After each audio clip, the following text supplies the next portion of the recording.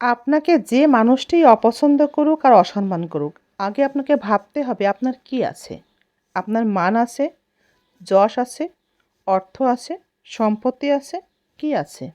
মান, যশ, অর্থ এই ৩ টি জিনিস কারো না থাকলে যেমন কেউ তাকে সম্মান করে না, আবার এই ৩ টি জিনিস কারো থাকলে তখন সে মানুষকে মানুষ বলে গণ্য করে না। মানুষটি ততক্ষণে ভুলে যায়, বেমালুম ভুলে যায় পৃথিবীতে তার থেকেও আরও শক্তিশালী কেউ আছে।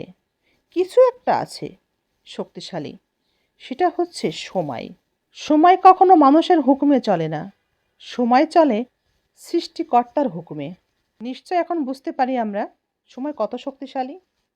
বিয়ের পর স্বামী স্ত্রী যদি কাছাকাছি থাকে, স্বামী স্ত্রী একে অপরের সাথে ভালো ব্যবহার করতে পারে, তবে স্বামী স্ত্রী উভয়েই সুন্দর ব্যবহারের কারণেই সুস্থ থাকে।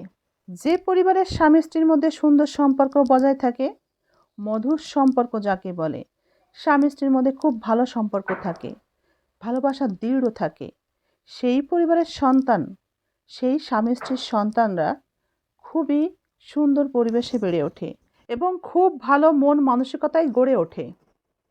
বুদ্ধিমান পুরুষ কে?